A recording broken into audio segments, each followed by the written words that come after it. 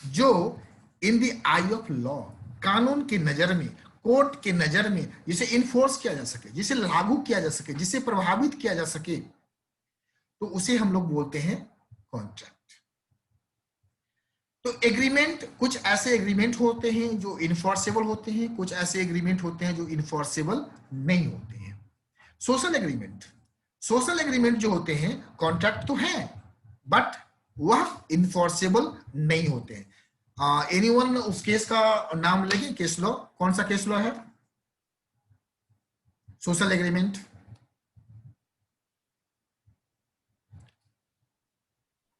Balfour versus Balfour. Okay, sir Balfour versus Balfour. Good. तो Balfour versus Balfour में क्या हुआ था? सोशल,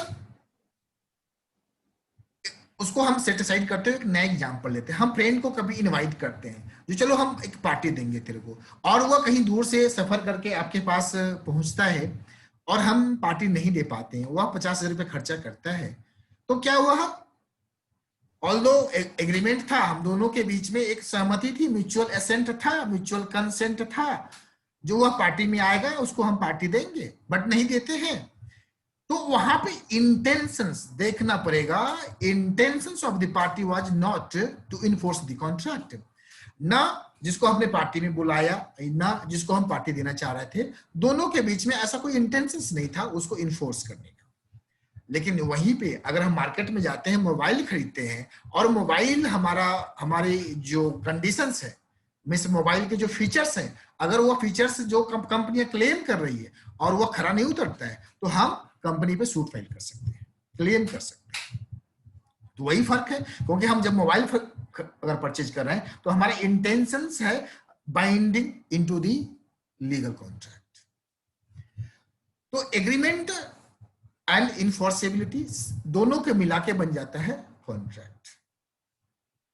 अब एग्रीमेंट क्या होता है?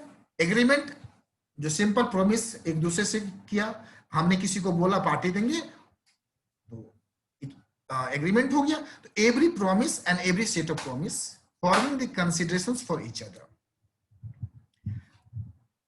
इसका बहुत बड़ा रोल होता है, कंसिडरेशंस फॉर ईच अदर। इस वर्ड को समझेंगे। देखिए, कॉन्ट्रैक्ट विदाउट कंसिडरेशंस भी हो सकता है। कब हो सकता है विदाउट कंसिडरेशंस कॉन्ट्रैक्ट? एनीवन? सब गिफ्ट वगैरह या फिर natural love. Sir natural love and affection के केस में, और टाइम वैलिड डेब्ट हो गया। जैसे या चैरिटी। वॉलंटरी सर्विसेज हम किसी को देते हैं। अच्छा, यहाँ पे मैं कुछ लिखा हूं, एक नंबर लिखा हूं। इस नंबर का क्या रोल है? सेक्शन 25। ये सेक्शन 25 क्या बोलता है कि सर कंसिडरेशन का वैल्यू मतलब कंसिडरेशन का क्या वैल्यू है वो इम्पोर्टेंट नहीं है, बस कंसिडरेशन होना चाहिए। नहीं, सेक्शन 25 डजंट। सेक्शन 5 जो एक्सेप्शन बोलता है, exceptions to the considerations. Generally without consideration is void. जी, जनरली अगर कोई भी कॉन्ट्रैक्ट में अगर कंसिडरेशंस नहीं है, that is void, that is not a valid contract. But there is exceptions to the general law. Section 25 बोलता है जो इवन दो विदाउट कंसिडरेशन जो कॉन्ट्रैक्ट होगा वो वैलिड होगा, देयर आर सर्टेन सर्कमस्टांसेस। तो नेचुरल लव एंड अफेक्शंस में वहां पे कंडीशंस है, रिलेशंस होना चाहिए और ट्रांसफर होना चाहिए। इसके अलावा टाइम बाद डेट है, तो वो सब जब हम पढ़ेंगे तो कंसिडरेशंस का होना जरूरी होता है। तो यही बोला, promise and set of promise forming the considerations for each other. तो यहाँ पे हम लोग समझे एग्रीमेंट क्या होता है, उसके बारे में समझे। बस मैं यूं ही ओवरव्यू कर रहा हूं आप लोगों के साथ थोड़ा सा आज।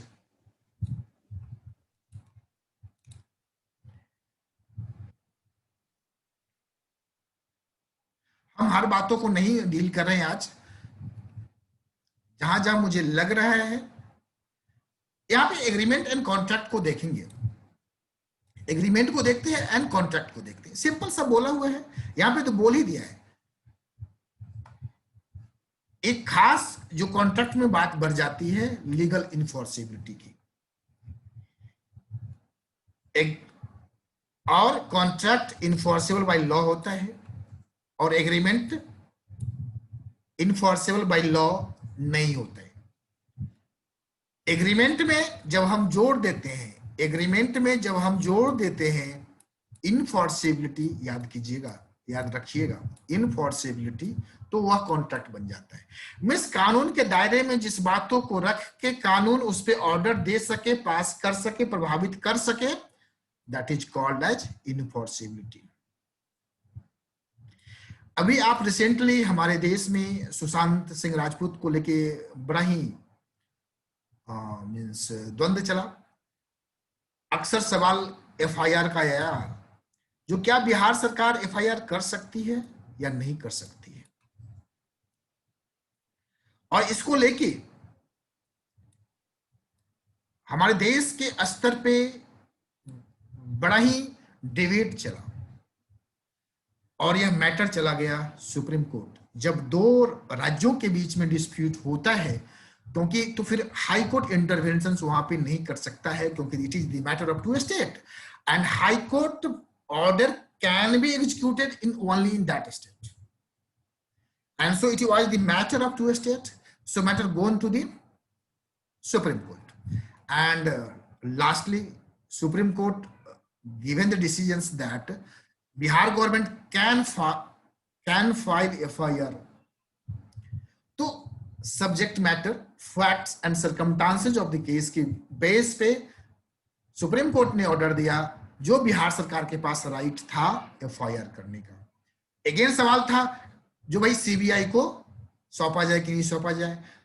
तो यही चीज है, देखिए इनफोर्सिबिलिटी क्या होता है, जब डिस्प्यूट हो गया, आपस में मतभेद हो गया, तो कानून का पृष्ठभूमि वहां पे सामने आता है और कानून को ध्यान में रखते हुए जो हमारे सर्वोच्च न्यायालय है वह उस पर डिसीजंस देते हैं। एफआईआर प्लस सीबीआई को सौंपा जाए या न सौंपा जाए, तो इन सारी बातों को कानून को ध्यान में रखते हुए आगे का काम होता है। तो एग्रीमेंट में अगर इनफोर्सिबिलिटी आ गया तो कॉन्ट्रैक्ट हो गया। इसको यहां पे सोशल भी हो सकता है, लीगल भी हो सकता है, बात को समझ के जाइएगा। जब हम एग्रीमेंट की बात करते हैं तो एग्रीमेंट लीगल भी हो सकता है एंड सोशल भी हो सकता है, और यहां पे इनफोर्सिबिलिटी होता है। लीगल ऑब्लिगेशंस एग्रीमेंट, कोई कुछ बोल रहे हैं क्या? एग्रीमेंट के केस में कोई जरूरी नहीं जो हमेशा लीगल ऑब्लिगेशंस रहेगा, और राइट जहां पे सोशल एग्रीमेंट जो होता है वह राइट नहीं देता है पार्टी को, but in the case of contract जब हो जाता है तो बोथ पार्टी को सर्टेन राइट्स होता है, सर्टेन राइट्स, और वह राइट अगर उनको नहीं मिलता है इजीली तो they in that conditions they can go to the supreme court, high court, कानून के पास जाते हैं। तुम ये काम करो यार, जीएसटी का डाउनलोड कर लो यार, तेरे को ही बोल रहा हूँ, जीएसटी डाउनलोड कर ले जुलाई महीने का सारे पार्टियों का। जुलाई का ऐसा नहीं हुआ, और भी बहुत सारी पार्टियां जीएसटी एक्ट हुए।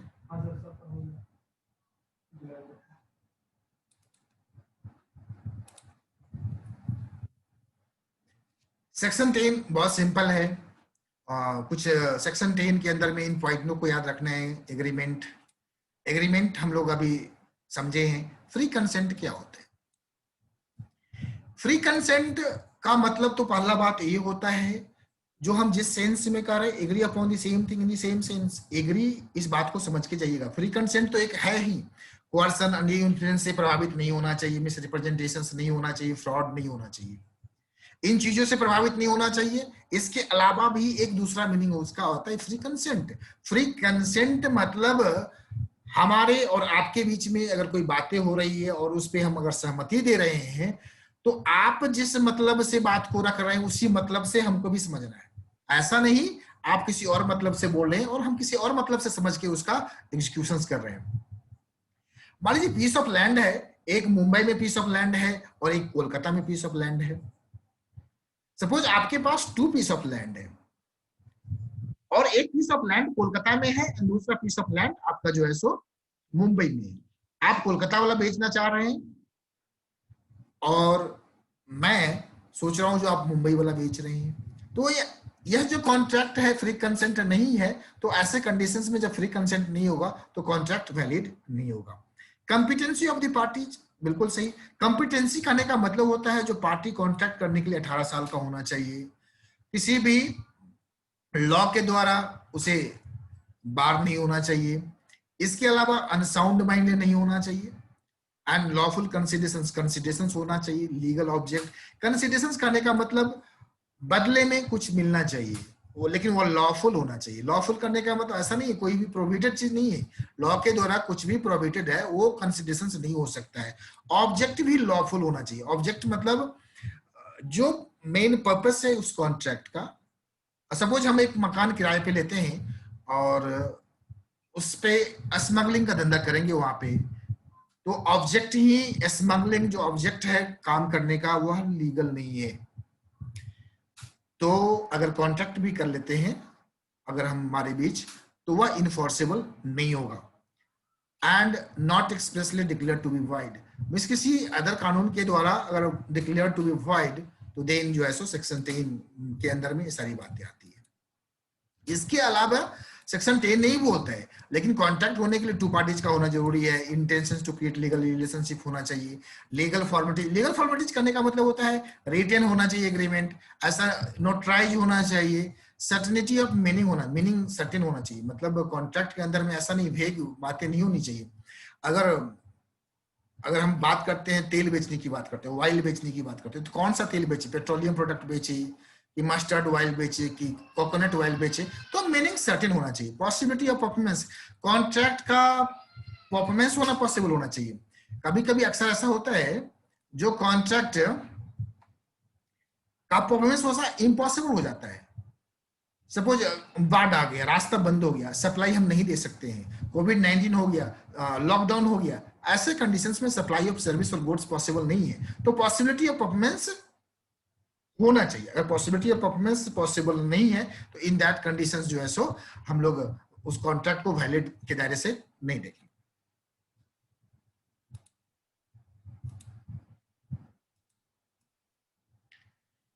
इन द मेन टाइम अगर कोई क्वेश्चंस वगैरह भी पूछना है तो आप लोग पूछ सकते हैं।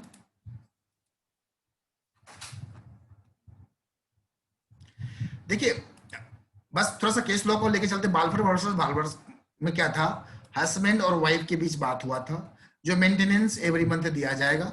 बाद में हस्बैंड फेल टू पे, वाइफ जो है सो रिकवरी के लिए कोर्ट के पास जाती है, तो कोर्ट बोलते हैं भाई यहाँ पे इंटेंट नहीं था लीगल रिलेशनशिप क्रिएट करने का, तो इस ग्राउंड्स पे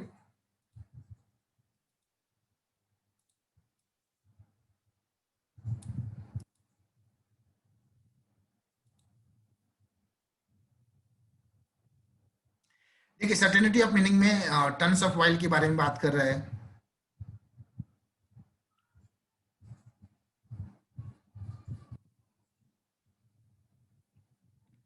फ्री कंसेंट के बारे में बात करते हैं। फ्री कंसेंट के बारे में ऐसे बात की, free consent agree upon the same thing in the same sense, इस चीज को याद रखना है।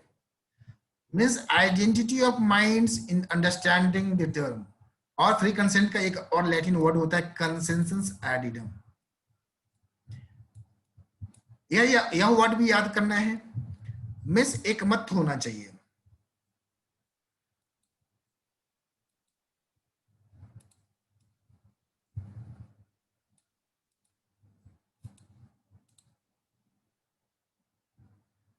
कैपेसिटी ऑफ द पार्टीज में आप लोग जानते हैं age of majority, sound mind और other disqualification.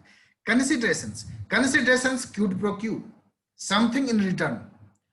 Considerations quid pro quo एक लैटिन वर्ड है, एंड समथिंग इन रिटर्न, अगर कोई सर्विस दे रहा है उसके बदले में या कोई गुड सेल कर रहा है तो उसे कुछ ना कुछ मिलना चाहिए।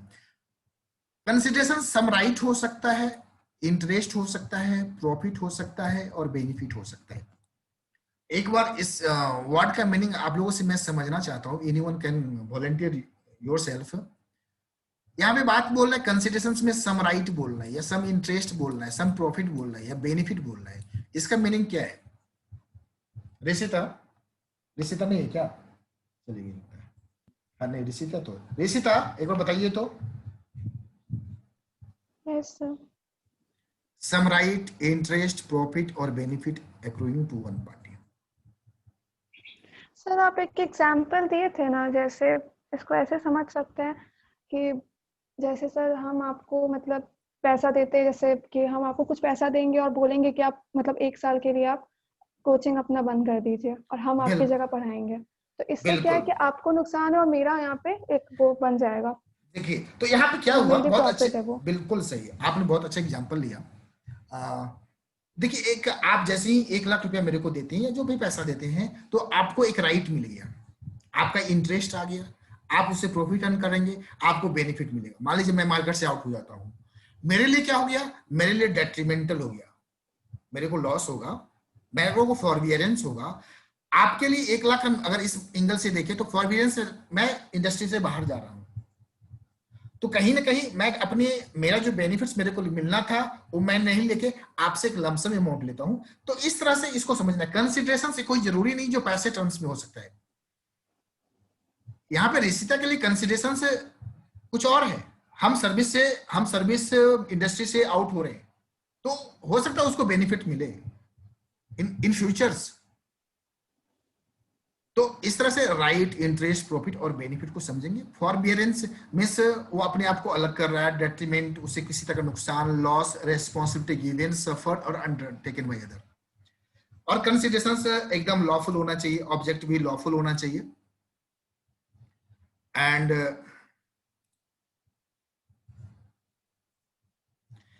एक यहाँ पे है not expressly declare to be void. Law जो है सो कुछ चीजों को या तो इलीगल करता है या वॉइड करता है। और इलीगल एग्रीमेंट क्या होते हैं? जो prohibited by law. Suppose Bihar में wine consumption sale is restricted तो क्या हो गया? ये वॉइड हो जाएगा।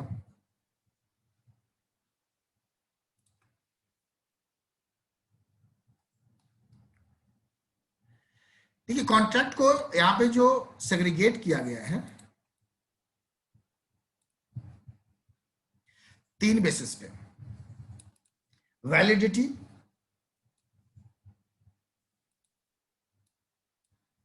Formations and performance. Valid contract वो होता है जो contract in the eye of law enforceable होता है। वाइड कॉन्ट्रैक्ट वह होता है जो from the beginning not enforceable, from the beginning not enforceable होता है। वाइडेबल कॉन्ट्रैक्ट वह at the options of the agreed party void होता है, वह चाहे तो उसे इनफोर्सेबल भी कर सकता है और चाहे तो उसे वाइड भी कर सकता है।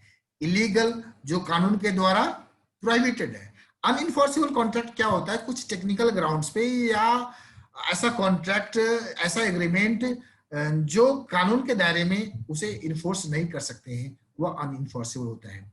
जब फॉर्मेशंस की बात करते हैं तो कुछ चीजें एक्सप्रेस होता है। मैं शुरू में ही कहा, जब हम मोबाइल खरीदते हैं तो मोबाइल के तो वहां पे हमने कॉन्ट्रैक्ट कोई नहीं किया तो ऑन द बेसिस ऑफ वो इम्प्लाइड कॉन्ट्रैक्ट होता है। लेकिन एक्सप्रेस कॉन्ट्रैक्ट क्या, हम पेपर पेन पेंसिल पे लिखते हैं। वारंटी मान लीजिए कंपनी ने क्लेम करके रखा है जो 1 साल का हम वारंटी देंगे, तो वहां पे एक्सप्रेस बातें हैं, कुछ चीजें हैं मोबाइल चार्जर को लेके, उसकी मान लीजिए इम्प्लाइड चीज होता है जो भाई पानी से नहीं भिगोना है, अगर टूटने फूटने से अगर डैमेज होता है तो उसे कंपनी क्लेम नहीं देती है। तो एक्सप्रेस कॉन्ट्रैक्ट वह कॉन्ट्रैक्ट होता है जो बिल्कुल शब्दों के द्वारा, स्पोकन या रिटन मेक्स इम्प्लाइड, जो by the way of conduct मालूम होता है। क्वासी कॉन्ट्रैक्ट ऐसा कॉन्ट्रैक्ट होता है जो by the operations of law वो इन्फोर्स हो जाता है। हम रास्ते में जा रहे थे और किसी का कोई सामान गिरा हुआ था और मैंने उठाया, तो ट्रू ओनर और मेरे बीच में कोई कॉन्ट्रैक्ट नहीं है, कोई इंटेंशंस भी कॉन्ट्रैक्ट करने का नहीं है, बट कानून के ऑपरेशन की वजह से तो फाइंडर ऑफ गुड्स के ऊपर एक ऑब्लिगेशन चला जाता है, जो to find out the true owner of goods and return back to them and take the necessary steps. उस गुड्स को रक्षा करने का भी एक लायबिलिटी हो जाता है फाइंडर ऑफ द गुड्स पे, जो भाई पता कीजिए ट्रू ओनर को और उस गुड्स को आप वापस कीजिए। तो एक क्वासी हो गया, मीन्स अर्ध अनुबंध, इसको हिंदी में बोलते हैं अर्ध अनुबंध, means by fictions of law contract जो है सो बन गया। ई कॉमर्स जो हम आजकल day to day e shopping करते हैं ऑनलाइन, तो that is e contracts. Performance के बेसिस पे एग्जीक्यूटेड कॉन्ट्रैक्ट, हाँ लड़का एग्जीक्यूटेड कॉन्ट्रैक्ट और एग्जीक्यूटिव कॉन्ट्रैक्ट, वह कॉन्ट्रैक्ट जो एग्जीक्यूट हो गया है, एग्जीक्यूटिव जो होने वाला है। एग्जीक्यूटिव में क्या होता है, unilateral and bilateral. Bilateral means अभी बोथ पार्टी के तरफ से कॉन्ट्रैक्ट का एग्जीक्यूशन होना बाकी है। यूनिलैटरल मतलब any one party has perform their part and एक की तरफ से बाकी है।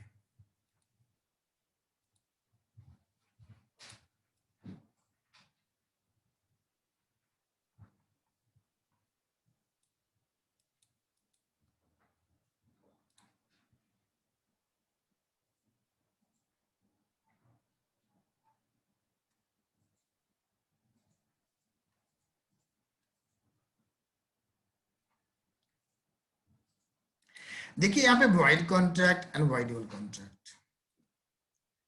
वॉइड कॉन्ट्रैक्ट के बारे में क्या बोल रहा है, ceases to be enforceable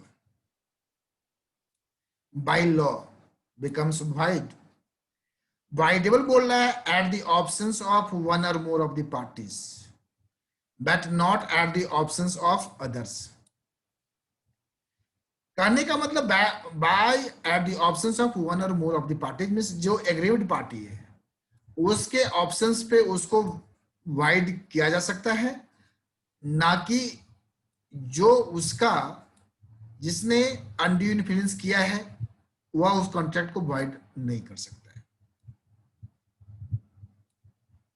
means जो कल्प्रिट है उस कॉन्ट्रैक्ट को वाइड नहीं कर सकता, जिसने फ्रॉड किया है, जिसने अनड्यू इन्फ्लुएंस किया है, जिसने मिसरिप्रेजेंटेशंस किया है, ये लोग कॉन्ट्रैक्ट को वाइड नहीं कर सकते हैं। लेकिन हाँ, जिनके ऊपर किया गया है वो कॉन्ट्रैक्ट को वाइड कर सकते हैं। यह वाइड हो सकता है due to change in law, हो सकता है चेंज इन सर्कमस्टांसेस, हो सकता है, बट यहाँ पे जब कंसेंट फ्री नहीं होता है, जब यहाँ पे कंसेंट फ्री नहीं होता है तो वाइडेबल होता है। कंसेंट का फ्री नहीं होता है जब फ्रॉड होगा, मिसरिप्रेजेंटेशंस होगा, अनड्यू इन्फ्लुएंस होगा, यह परफॉर्म नहीं किया जा सकता है, यह परफॉर्म किया जा सकता है with in the reasonable time. यह कोई राइट नहीं देता है, बट इसके अंदर में जब तक रिसेंड नहीं किया जाता, जब तक कैंसिल नहीं किया जाता कॉन्ट्रैक्ट को, तब तक उसके पास राइट होता है।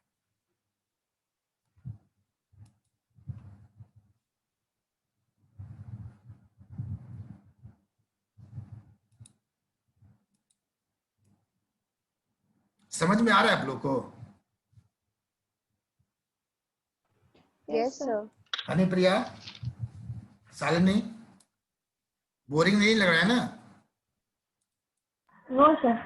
ओके, क्योंकि मैं सारे बच्चे का कराया हुआ है तो एक ही चीज को बार बार करना, मैंने बस एक बार रिविजन्स करके मैं फर्स्ट चैप्टर में आगे नहीं, क्योंकि फर्स्ट चैप्टर बहुत अच्छे से कराया हुआ है। बस हम एक बार रिकैप कर रहे हैं। Void and illegal. वॉइड में क्या होता है, यहाँ पे कोई जरूरी नहीं है जो इलीगल ही हो, लेकिन इलीगल में तो ऑलवेज वॉइड। वॉइड एग्रीमेंट बहुत और भी कारणों से हो सकते हैं, लेकिन इलीगल तो ऑलवेज वॉइड ही रहेगा। वॉइड ऐसा कोई जरूरी नहीं है जो फॉरबिडन बाय लॉ हो, बट इलीगल तो फॉरबिडन बाय लॉ ही है। अगर कोई वॉइड एग्रीमेंट है तो यहाँ पे पेनाल्टी की बात नहीं होगी, पनिशमेंट नहीं होगा, बट इलीगल है तो पनिशमेंट होगा। कोई भी काम अगर आप इलीगल करते हैं तो पनिशमेंट होगा।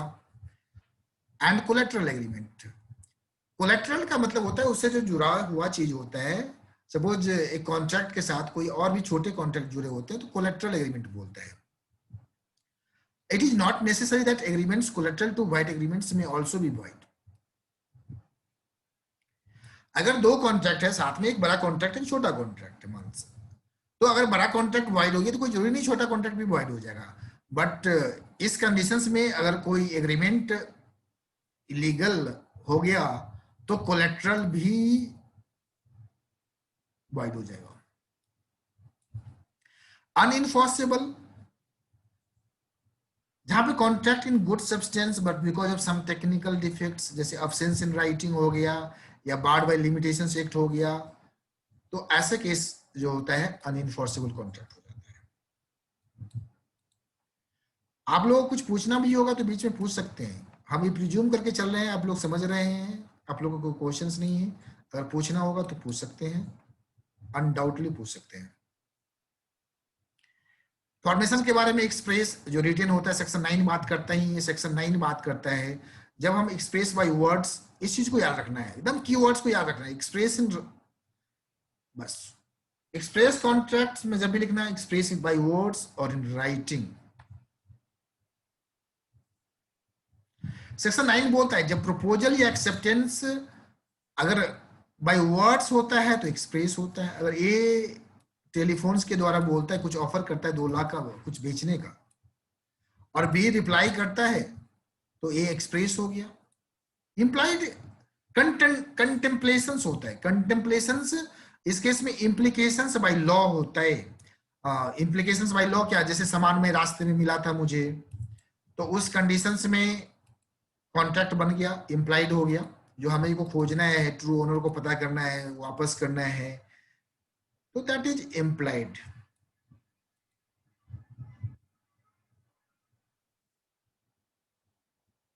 एक बहुत अच्छा इसमें एग्जांपल लिया है इम्प्लाइड वाले में, आप लोग बहुत अच्छे से इसको यूज कर सकते हैं। कुली वाला, कुली जैसे ही रेलवे स्टेशन पे आप उतरते हैं, वो आपका सामान अक्सर होता है यूनिफॉर्म में पिकअप करता है और आपको रेलवे स्टेशन से बाहर कर देता है, आप अलाउ करते हैं उसको। तो अब आपकी रिस्पॉन्सिबिलिटी है जो उसे पे फॉर सर्विसेज करे। एंड टैसिट कॉन्ट्रैक्ट हुआ होता है या inferred through the conduct of the parties without any words spoken written. हम एटीएम में जाते हैं, पैसा निकालते हैं, तो this type of contract is a tacit contract. Quasi या एक्चुअल नहीं होता है, resembles a contract, it is created by law under certain circumstances. यहाँ पे एग्जांपल बहुत अच्छा दिया है, obligations of finder of goods, इसको ट्रू ओनर को पता करना होता है और सामान को वापस करना पड़ता है। तो इम्प्लाइड कॉन्ट्रैक्ट के कंडीशंस में, क्वासी कॉन्ट्रैक्ट के कंडीशंस में आप अच्छे से यूज कर सकते हैं इस एग्जांपल को, ट्रू फाइंडर ऑफ गुड्स वाले एग्जांपल को। एंड इम्प्लाइड वाले में कुली को यूज कर सकते हैं, टैसिट वाले में एटीएम को यूज कर सकते हैं। बस इतना याद रख लीजिए कि quasi contract finder of goods, tacit contract ATM and implied coolie. बस इतना कोरिलेट कर लीजिएगा तो एग्जाम में आप अच्छे से एक्सप्लेन कर सकते हैं, इसमें कंफ्यूजन नहीं होगा। ई कॉन्ट्रैक्ट्स जैसा कि जानते हैं, ऑनलाइन जो कुछ भी अगर हम डिजिटल मोड के द्वारा करते हैं, डिफरेंट पार्टियों के बीच में होता है, नेटवर्क के द्वारा होता है, इसे हम ई कॉन्ट्रैक्ट कहते हैं। इसमें बहुत ज्यादा चर्चा नहीं करते हैं क्योंकि बहुत टेक्निकल नहीं है। एग्जीक्यूटेड कॉन्ट्रैक्ट मतलब जहां पे दोनों पार्टी ने अपना पार्ट परफॉर्म कर दिया है। एग्जीक्यूटरी जो परफॉर्म होना बाकी है, यूनिलेटरल मतलब वन साइड एंड बायलेटरल मतलब बोथ साइड, अभी भी ऑब्लिगेशंस आउटस्टैंडिंग है।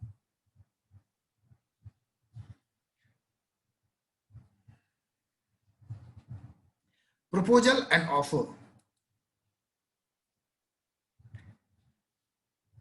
प्रपोजल को समझते हैं। यहां से टॉपिक थोड़ा सा ट्विस्ट, अभी तक तो बहुत सब कुछ सिंपल था, यह भी सिंपल सिंपल लगता है बट थोड़ा सा अंतर होता है। सेक्शन 2A, सेक्शन 2A है जो प्रपोजल को डिफाइन करता है। व्हेन वन पर्सन क्या करता है, सिग्निफाइज करता है। सिग्निफाइज मतलब अपना एसेंट देता है, विलिंगनेस देता है, सहमति देता है टू डू, क्या करने का, to do or abstain from doing. या तो आप एसेंट देते हैं कुछ करने का या कुछ ना करने का, टू डू और to abstain from doing anything. Abstain from doing anything वो एग्जाम्पल कोचिंग संस्थान का रिशिता ने जैसा कहा था, जो अगर कुछ पैसा ऑफर करती है और हम अपने आप को वंचित करेंगे उस वैसा काम करने से, तो हम पैसा देने, अगर दो चीजें हो सकती है। रिश्ता पैसा देती है, बोलती है आपको पढ़ाना है, टू डू काम करने के लिए पैसा देती है। एक पैसा ऐसा देती है नहीं आपको ऐसा नहीं करना है, to abstain from doing anything, आपको वैसा काम नहीं करना है, इसके लिए मैं पैसा दे रहा हूं आपको। देखिए ये ऑफर है।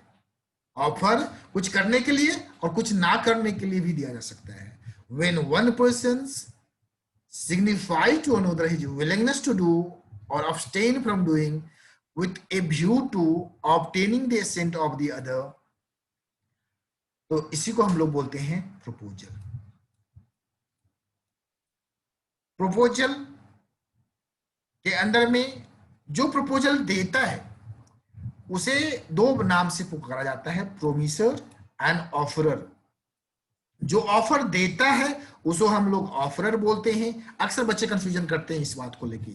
एंड प्रोमिसर एंड ऑफरर, जो पहले बार किसी ऑफर को देता है तो वह प्रोमिसर या ऑफरर कहलाता है।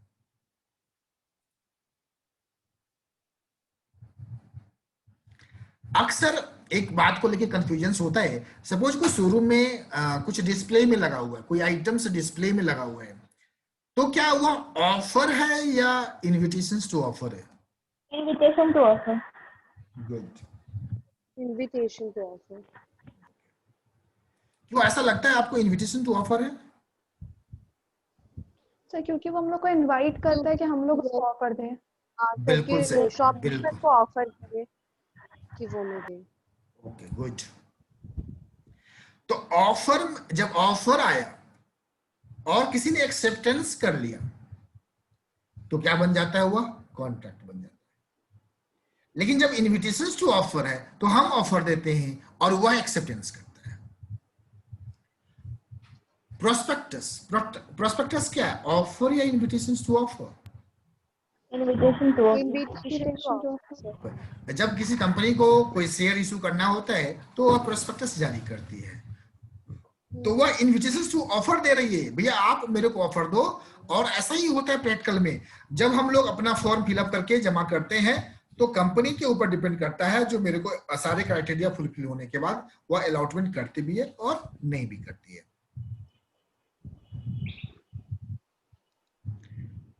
तो यहाँ पे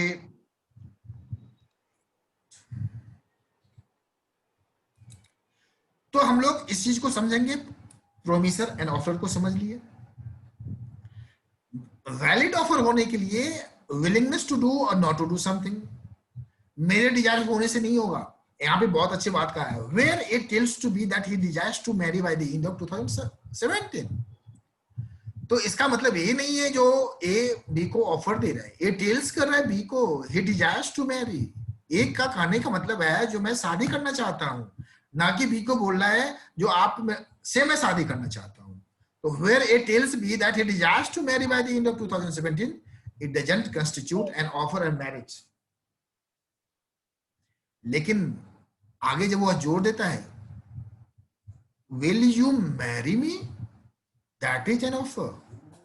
वह पहला बात बोला, पहला सेंटेंस, एंड लास्ट सेंटेंस जब जोड़ दिया will you, then that is offer to B.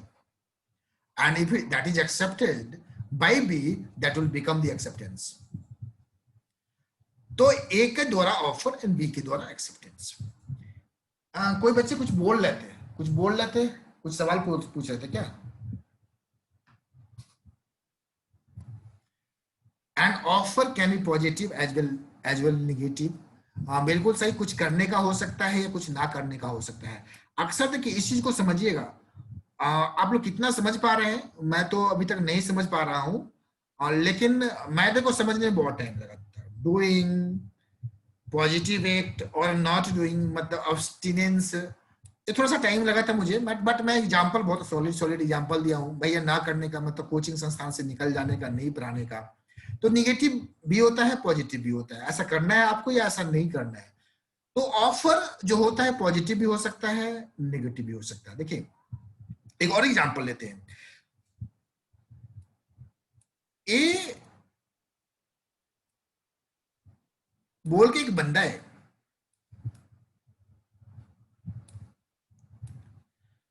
और बी बोल के एक बंदी है। ए बंदा बी से बोलता है, देखो तुम शादी करोगे सी से। सी भी एक बंदा है। ए बंदा बी बंदी से बोलता है, तुम सी से शादी करोगे, तुमको हम 5 करोड़ रुपया देंगे। चलो ठीक है भाई, ये पॉजिटिव एक्ट हुआ।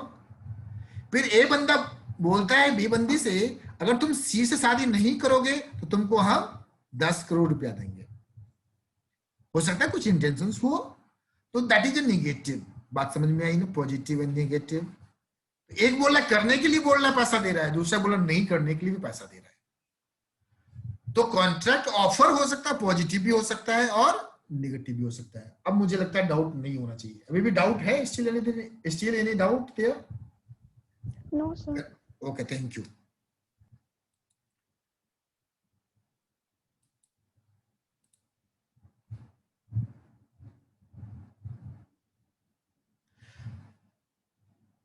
General offer and specific offer, सारी बातों को कर रहे थे हम लोग।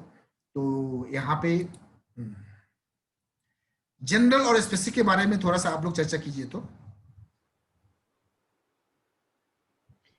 जनरल ऑफर जो जनरल ऑफर पूरे पब्लिक के लिए मतलब होता है।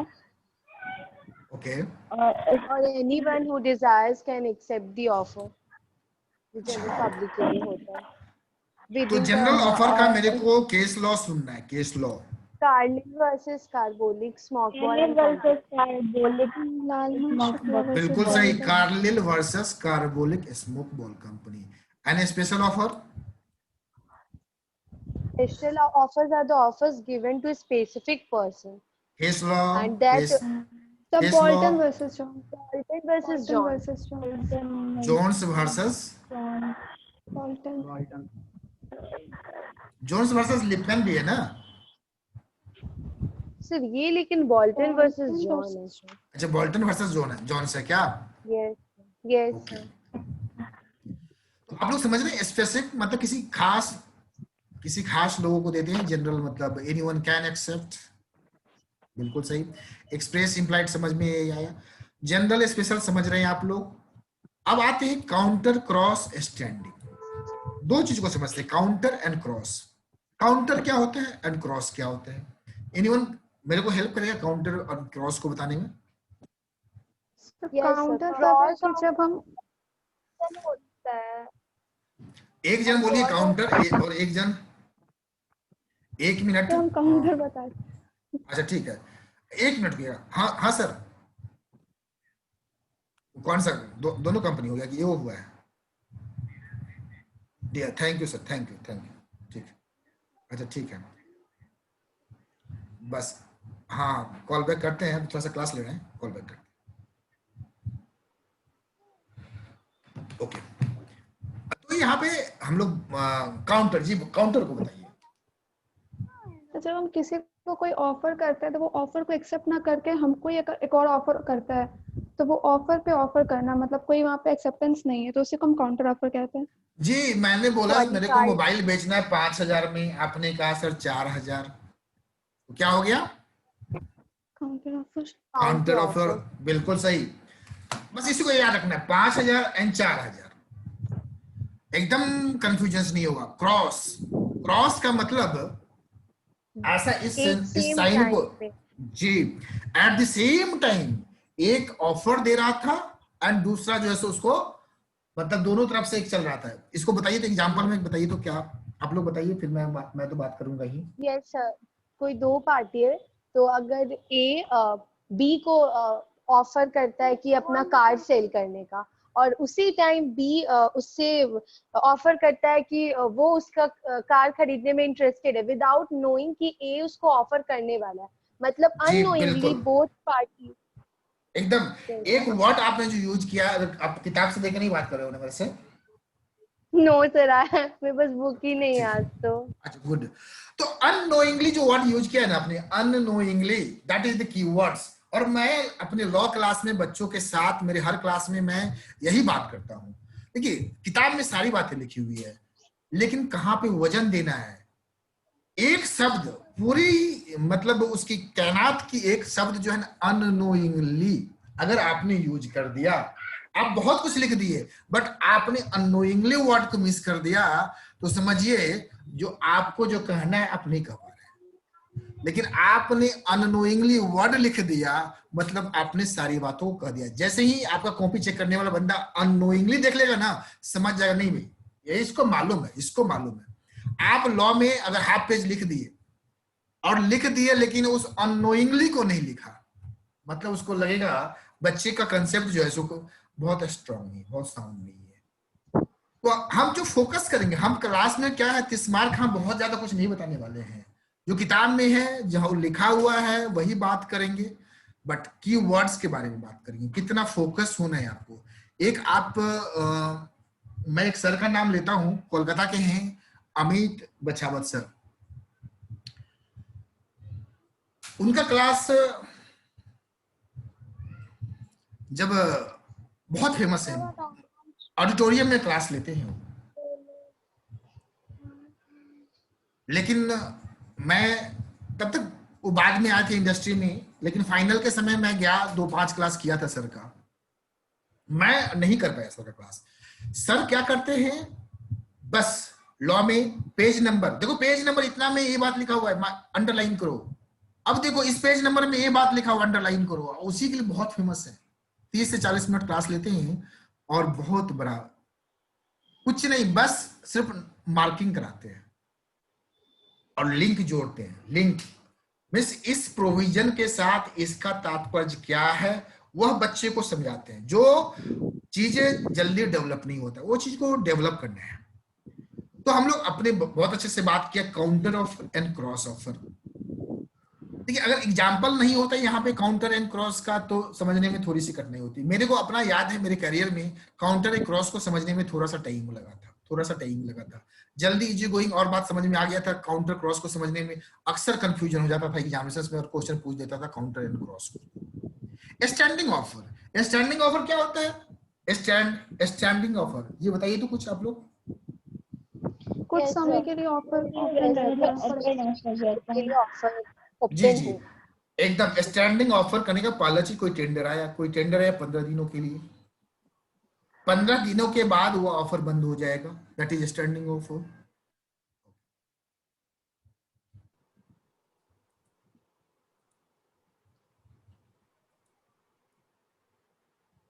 दस 15 मिनट अपने और रह सकते हैं क्लास में। Yes, sir.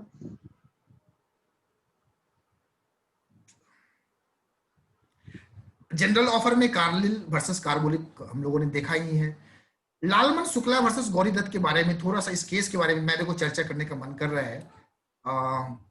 बस लालमन शुक्ला वर्सेस गौरी दत्त आप लोग जानते हैं, बट फिर भी एक बार हम चर्चा करना चाहते हैं। हम जानते हैं, हम भी जान रहे हैं, आप भी जान रहे हैं, बट फिर भी हम चर्चा करना चाहते हैं, क्योंकि तरोताजा हो जाए। जो कहीं भी धूमिल होगा, डस्ट होगा, वो डस्ट हट जाए। देखिए, लालमन शुक्ला वर्सेस गौरी दत्त केस को मैंने कई बार नाम, चलते चलते मैं 3-4 बार नाम ले लिया, जानबूझ के लिए, जो आपके कान में मतलब आवाज गया, गूंजा, सुना। एक हम अपना कुछ अपबीती आपसे बात करते हैं। इनडायरेक्ट टैक्स, तो इनडायरेक्ट टैक्स में एक्साइज होता है, कस्टम होता है, बहुत सारे कानून है। बट सर्विस टैक्स 1994 में आया था, तो हम लोग 2002-3 के आसपास पढ़ रहे थे। तो क्या होता है, प्रोविजंस कंटिन्यूअस चेंज होते रहते थे। अब होता क्या है प्रॉब्लम, जब आप आगे लेवल पे पढ़ते हैं तो सिलेबस कंटेंट इतना बड़ा होता है, तो कंफ्यूजन बहुत क्रिएट होता है। जो आखिर इस प्रोविजंस में क्या लिखना है। सेक्शन 55 पूछ रहा है असेसमेंट प्रोसीजर्स क्या है, क्या लिखना है, उसको लेके बड़ा कंफ्यूजन होता है। तो उस टाइम में जो टीचर्स की बातें होती है कान में, मतलब अच्छा, तो उसको रिकॉल करके हम एग्जाम में उसको लिख पाते हैं। अगर आप कॉशस हैं, कंसस हैं, क्लास में अटेंटिव हैं, अगर क्लास में अटेंटिव है तो 50% आपका जो है सो, अगर करंट में एग्जाम देने वाले हैं, अगर कंसस है तो 50% समझिए आप सिलेबस कंप्लीट हो रहा है। हाँ, 50% बचा हुआ है, आपको रिविजन्स करना है। अगर आप रिविजन्स नहीं करेंगे तो कंसस है बट रिविजन्स नहीं करेंगे तो धीरे धीरे क्या होगा, वो आपका हल्का पट्टा चला जाएगा। तो लालमन शुक्ला वर्सेस गौरीदत्त हमने कई बार नाम लिया था, इसलिए बोला क्यों नाम लेते हैं, जो आपके कान तक वह शब्द गूंजता रहे। जी गौरीदत्त था और उसका सर्वेंट लालमन था। तो गौरीदत्त का क्या हुआ, एक भतीजा था, वो खो गया और अपने नौकर को बोला लालमन को, यार मेरे भतीजे को खोज के ला। भतीजा निकल गया खोजने के लिए, लेकिन लालमन को, गौरीदत्त को रहा नहीं गया और उसने अनाउंस कर दिया, जो मेरे भतीजे को जो ट्रेस करके लाएगा, जो खोज के लाएगा, उसको मैं रिवार्ड दूंगा। बेचारा लालमन पूरी प्रयास किया और खोज के भतीजे को लाया, एल जो है सो ट्रेस कर लिया। बट बाय इग्नोरेंस, यहां पे बहुत कीवर्ड्स है, ignorance of this announcement. L ने बिना जाने, उसे कुछ मालूम ही नहीं था, कुछ पता ही नहीं था, इग्नोर था अनाउंसमेंट का। किसके द्वारा, गौरीदत्त के द्वारा। और बाद में जब उसे पता चलता है, subsequently he came to know of the reward, वह क्लेम करता है, कोर्ट के पास जाता है। कोर्ट बोलता है he was not entitled to the reward as he didn't know the offer. तो जब भी देखिए ये वर्ड जो लाइन है ना, केस लॉ का कैसे अटेम्प्ट करना है, अगर केस लॉ ऐसा चीज पूछता है तो आपको इस तरह का सिचुएशंस पूछता है तो कैसे जवाब देना है, आपको रेफरेंस लेना है, प्रोविजंस का के बारे में बात कर लेना है, और उसके बस इतना ही बात लिखना है यहाँ पे, by ignorance of this announcement, इसीलिए subsequently he came to know of the reward, he claimed, held he was not entitled to the reward. क्यों इंटाइटल नहीं है, क्योंकि बस एक लाइन में जवाब ये है, as he didn't know the offer, उसे ऑफर मालूम ही नहीं था, इग्नोरेंस था यार, तो कैसे वो अप्लाई ही नहीं होगा। अब आते स्पेशल ऑफर, बाउटन वर्सेस जोन्स, इस केस लॉ के बारे में।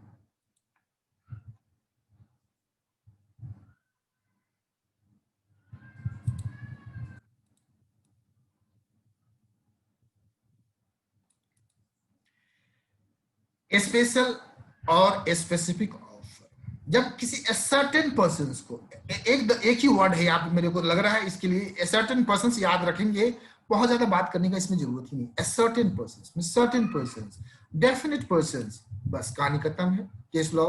एंड क्रॉस के बारे में आप लोग, आइडेंटिकल ऑफर्स, क्रॉस मतलब identical offers, ignorance at the time of each other.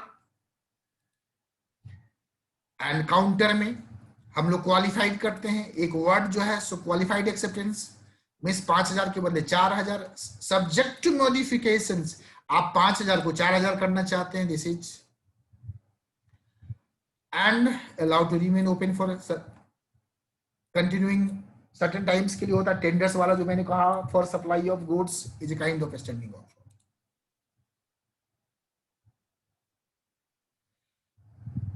Offer के वैलिड ऑफर कब होता है, क्रिएटिंग, इसके बारे में मैं बहुत बात नहीं कर रहा हूं, ये आप लोग खुद से पढ़ लेंगे।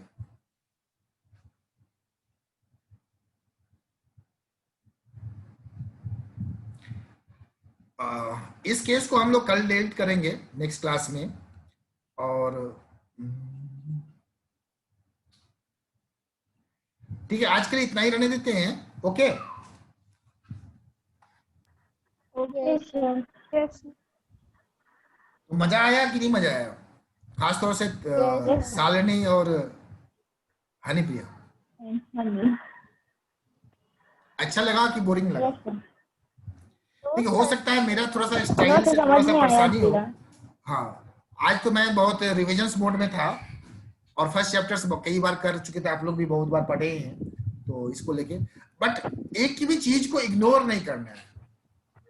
प्रोफेशनल एग्जाम पास करने का सबसे बड़ा मंत्र मैं बोल रहा हूँ, हर चीज का इंपॉर्टेंस वही है, हर पेपर का इंपॉर्टेंस वही है। अगर इस मल मूत्र से आप काम करें, इस चीज को समझ के, इस मैंने कोई गलत सॉरी उसके लिए, इस मंत्र मतलब ये मूल मंत्र है जो आपको समझना है। सारे पेपर, सारे सब्जेक्ट, सारे शब्द आपके लिए इंपॉर्टेंट, किसी को इग्नोर नहीं करना है। और सारे चीज का, सारे सब्जेक्ट का वही इंपॉर्टेंस है, सारे मार्क्स वही देंगे। और 2 महीना बचा हुआ है, 2 महीना में कड़ी मेहनत कीजिए, रिजल्ट आपके हाथ में है। चलिए, okay, thank you. Thank you sir. Thank you sir.